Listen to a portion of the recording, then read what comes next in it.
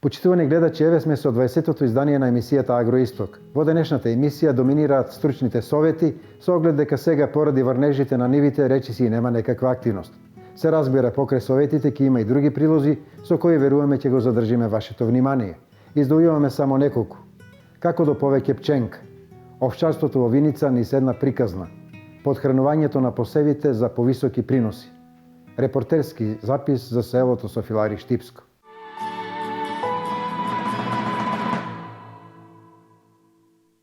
Силна подршка за земјоделците. Со еден ваков наслов одиме на почетокот во кој говориме за мерките на владата за подршка на земјоделците. Поттикнување на агробизнисот е една од основните цели на мерката со која младите земјоделци од програмата за рурален развој се поддржуваат со 10.000 евра за отпочнување бизнис во земјоделскиот сектор.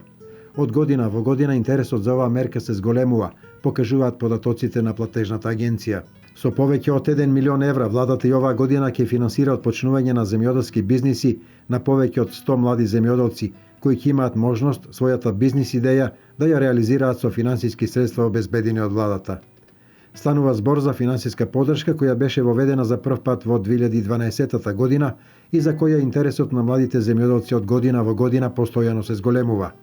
Од владата информираат дека зголемениот интерес за оваа финансиска поддршка е доволна причина со истата да се продолжи и годинава. Минатата година преку оваа мерка беа одобрени деловните планови на 134 млади лица од сите региони во државата со вредност на финансиска поддршка во висина од над 1,2 милиони евра. Средства директно наменети за предвидените инвестициони активности за отпочнување на земјоделската дејност од страна на лицата за кои е наменета.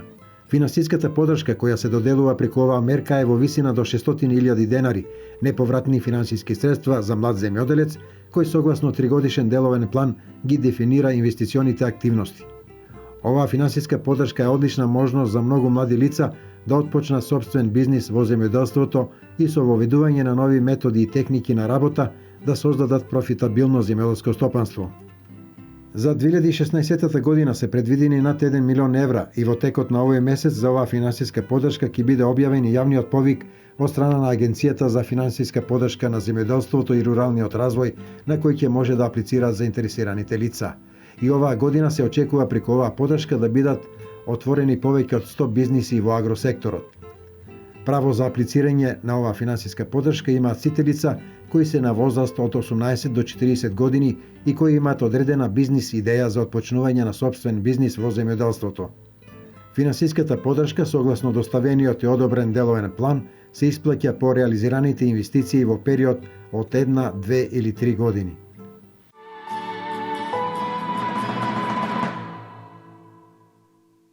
За повисоки приноси во земјоделството потребни се соодветни агротехнички мерки. Меѓу нив мошне значајно е ѓубрењето, односно зимското потхранување на посевите. Досегашните климатски услови може да се оценат како просечни за развој на житните култури. Состојбата на житариците според оценка на земјоделските стручњаци се оценува како задоволителна. Има доволно почвена влага, а последните врнежи дополнително ќе придонесат за подобра вегетација на она што земјоделците го засеја есенва. Јануари е период кога треба да се изврши потхранување на житариците. За потхранување на житото, на ечмено, 20 кила на декар и 20 комбинирано, 40 кила на декар имам фрлено ѓубре. Со рачно ли го фрлате? Рачно. Не одговарат условите, ќе заглави и трактор тука. Имам ѓубре да сврлач, ама не бива тоа. Рачно, те. Сега ли е период? Сега е период тоа да се... Сега е период, 6-месечно е во, толку има вегетација и... За сега е многу добро. Многу добро. Ама почна да ми нешто жатее. Шо жатее? Сега снега ќе падне, добро ли ќе биде? Убаво. Снеговите ќе дојдат. Добре дојдени. Добро дојдени човек, ја го на Плачковица, Белчо е тука. Да. Само реката да не ни дојде. А иначе се е убаво. Да. Колку декари имате есено насеано летово? 4 хектара. Инаку само во Штипскиот регион под житни култури се застапени над 7000 хектари. Тоа значи зголемување во однос на лани за 2000 хектари. Една од причините за зголемување на површините со житни култури се субвенциите и немањето потреба од поголема грижа и работа околу нивното подигање.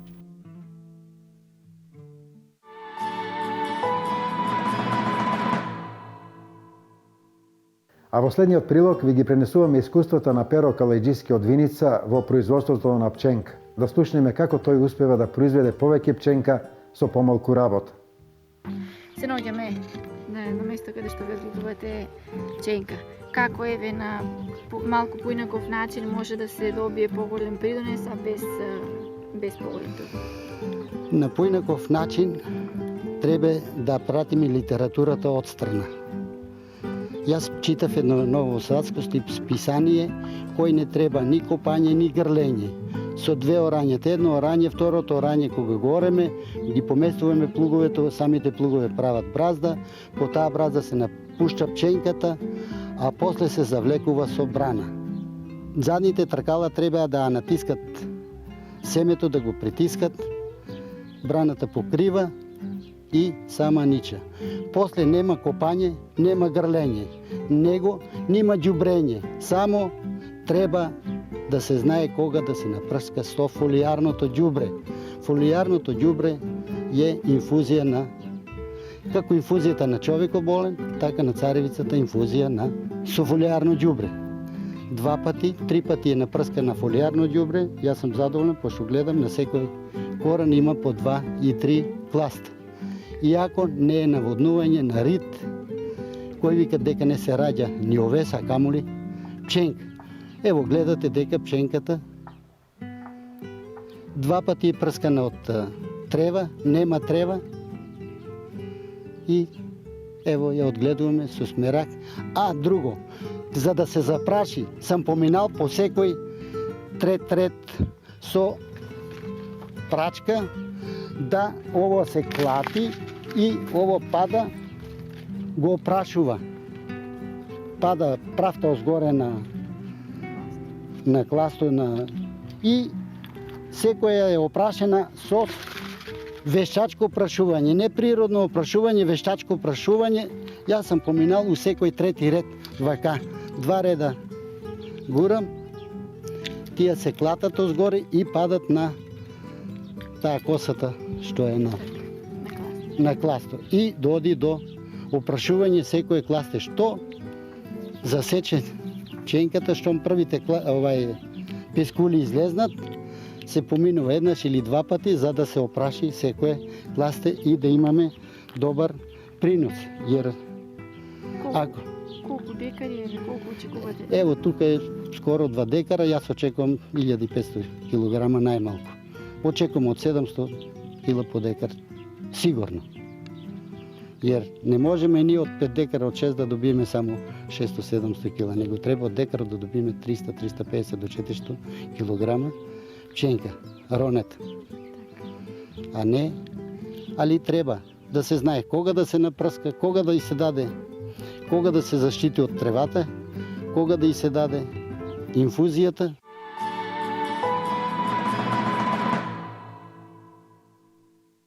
Од Виница се враќаме во студиото со најава за редовната рубрика за нашите села. Овој пат краток видео запис за селото Софилари Штипско, во минатото познато по тутунопроизводството и прво формираната задруга Братство.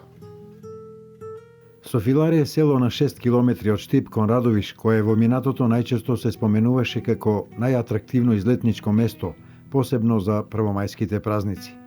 Но Софилари не е познато само по тоа. Во ова село е формирана првата задруга која функционираше се до 80-тите години на минатиот век. Ова село е познато и по тутунот. Се садел на големи површини и од него скромна екзистенција обезбедувале речиси сите семејства.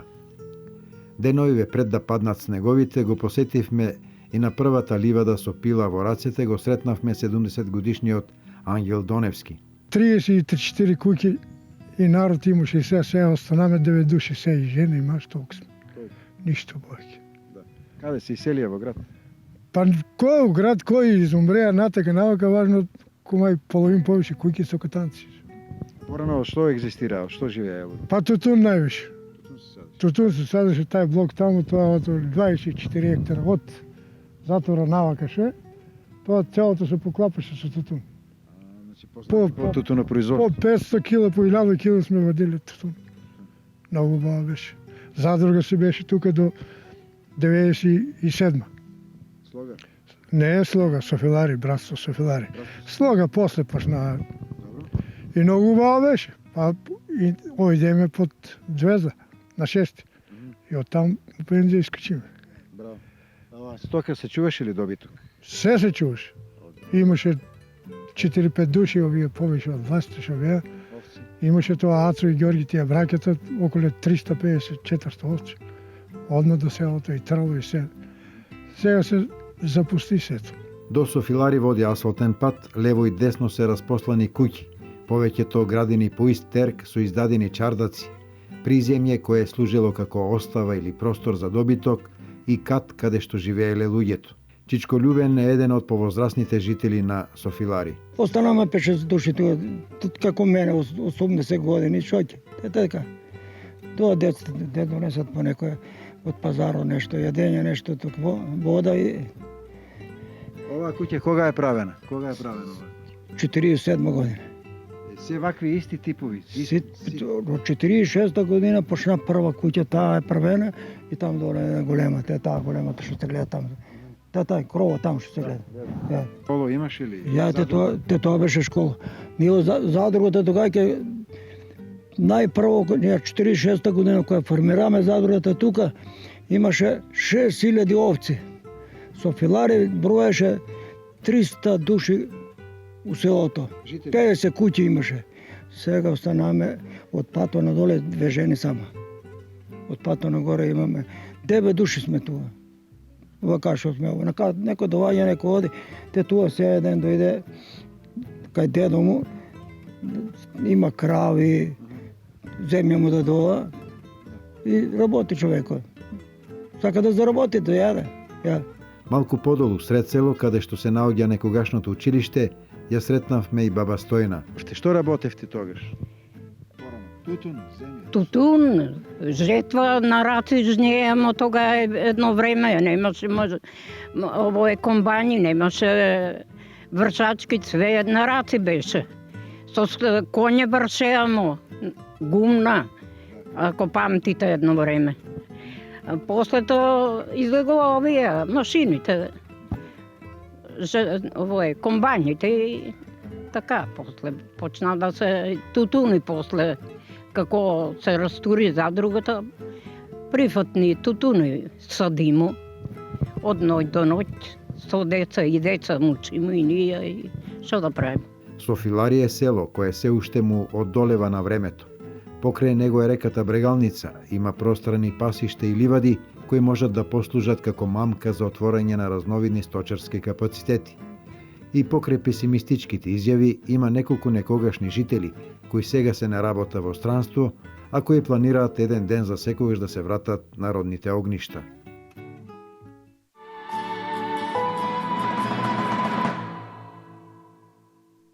Овчарството е сточарска гранка во Подем. Слободан Стојанов од Виница има стадо со над 500 овци. Остварува приход за себе и за државата, но ги кажува и своите проблеми.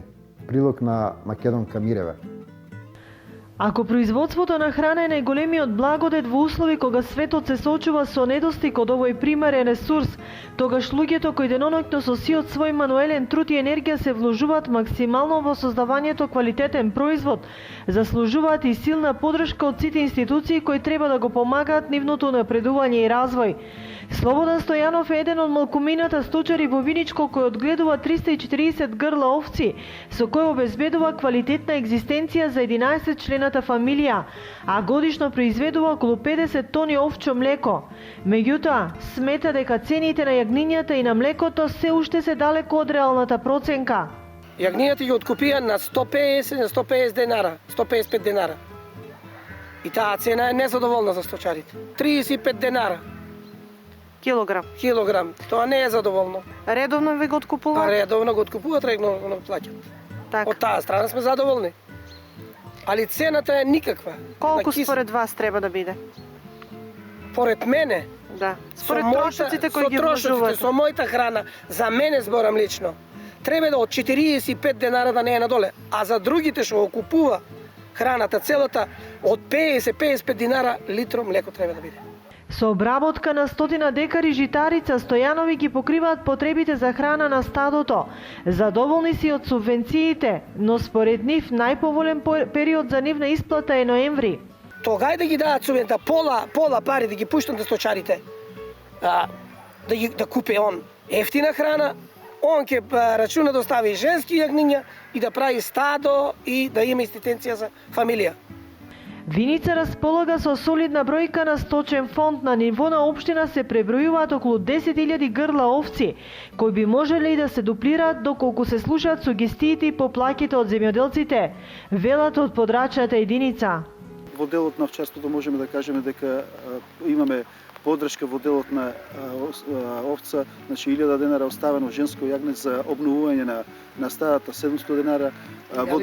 Исто така во делот на оно што значи откупено и преработено млеко 3,5 денари по литар, што значи дека ова поддршка од страна на државата е добродојдена, имајќи во предвид лошите услови значи на стопанисување и допринесува кон одржување на постоечките стада. Стојанови минатата година само по основ на субвенции зеле околу 20.000 евра од државата, со кои редовно ја обновуваат механизацијата, а останатите владени мерки се надеваат ќе ги искористат во развој на современа фарма и откупени преработувачки центар за млечни производи.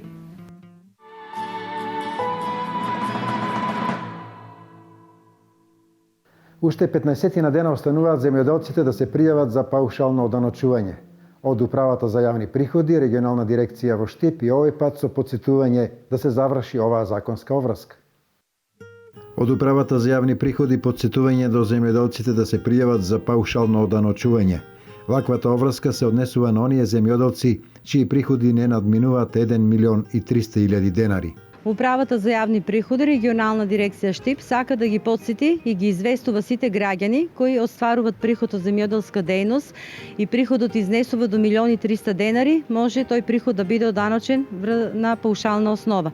Односно, барањата за паушално оданочување на земјоделците се доставуваат до 31 јануари 2016 година. Земјоделецот кој остварува приход може да биде оданочен дополнително и како основна дејност, без оглед како е оданочувањето. Значи рокот е тој, а за дополнителна дејност даночните олеснувања се до 80%. Значи земјоделецот кој остварува приход од земјоделска дејност и е регистриран како дополнителна дејност, на 20% од приходот плаќа 10% данок.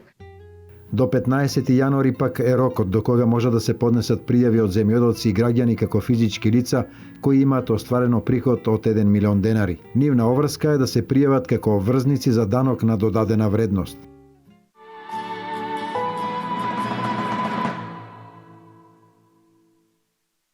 Беснилото е заболување кое е подеднакво е опасно како за животните, така и за луѓето, бидејќи лесно може да се пренесе и кај нив.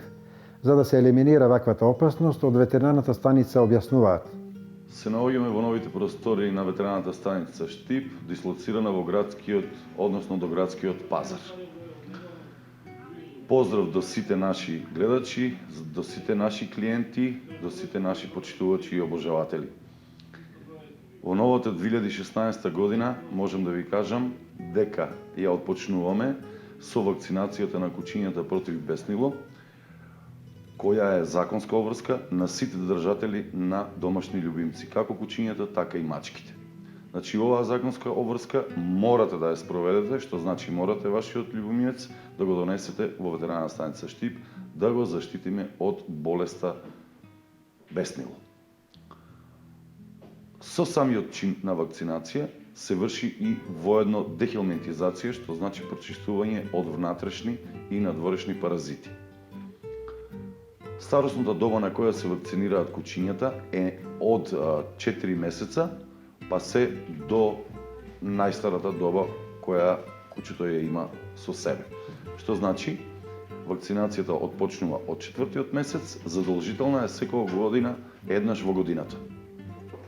Да напоменем само, беснилото е болест, зооноза, која се пренесува на луѓето и тоа е оболување кое е фатално, односно смртоносно.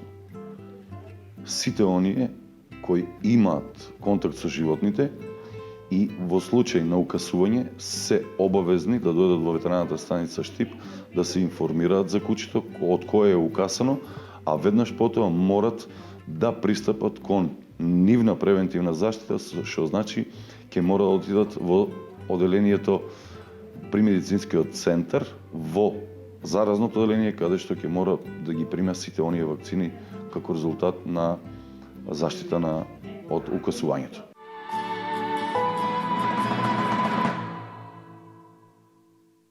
Еве, дојдовме и до рубриката Агрономот ве советува. Во неа поместуваме две изјави, два совети за лозарството и овоштарството.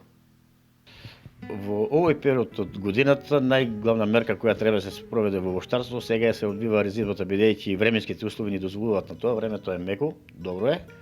Овошките се во фаза на мирување, треба да се изврши зимската резидба на овошките. Кога рекоме за овошките, тоа се однесува на сите видови овошни култури, дали ќе бидат јаболчисти, јаткисти, дали ќе биде лозови насади, така натаму. Во нашиот район овде лозови насади немаме и не препорачувам да ги корат лозите сега.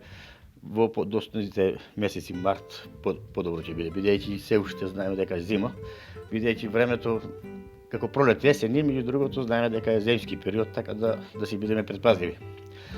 По извршената резидба треба да преминеме на земска заштита на овошките, бидејќи ова година како што гледаме дека времето ни е пролет есен, фактички зима нема, можеби зимата е назад, им препорачувам да извршат заштита на овошките со бакарни препарати или на нашо речено најдобро е синкамени вар тие да си приготват, така ќе ги кошта најевтино.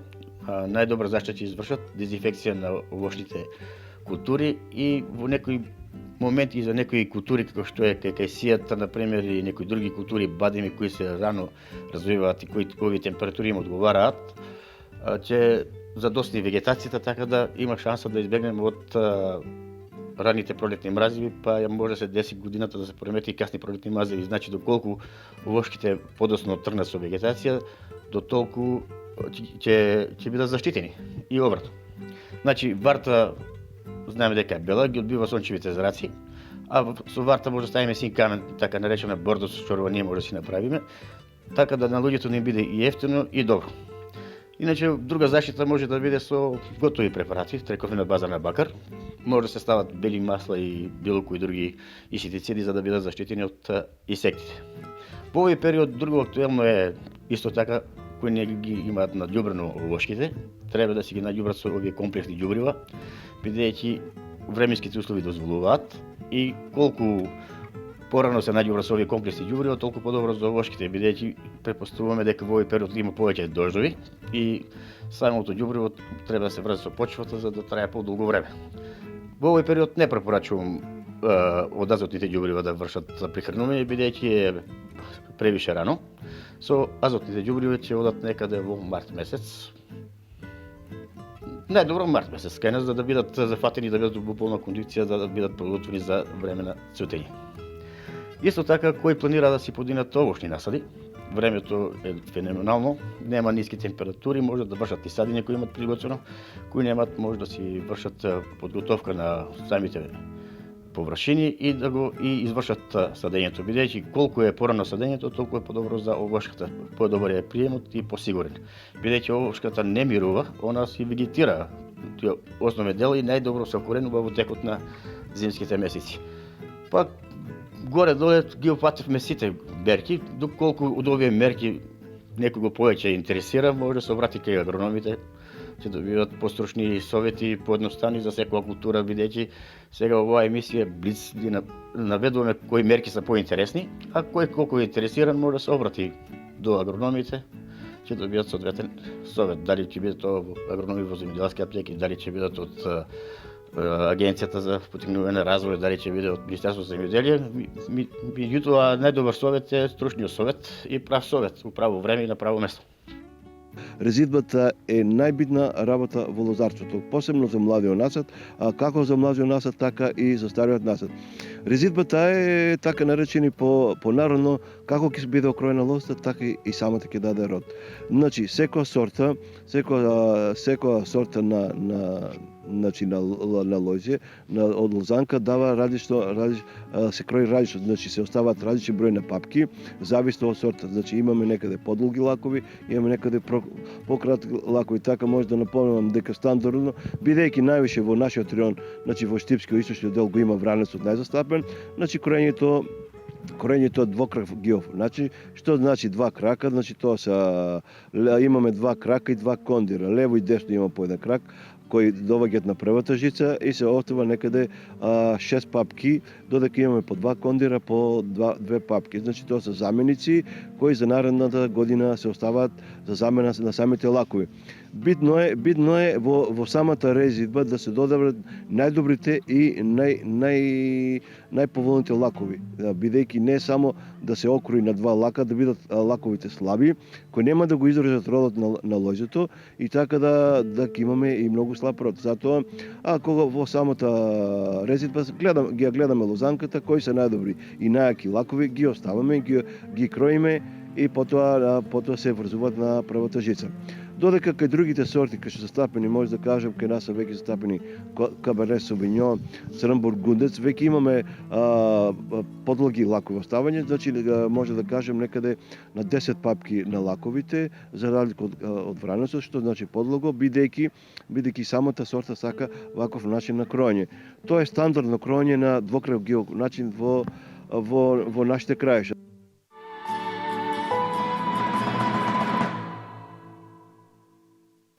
Ете, почитувани гледачи, тоа беше се што подготвивме во ова издание на Агроисток. Довидување за 7 дена на истата фреквенција, односно на канал Плюс телевизија во Штип.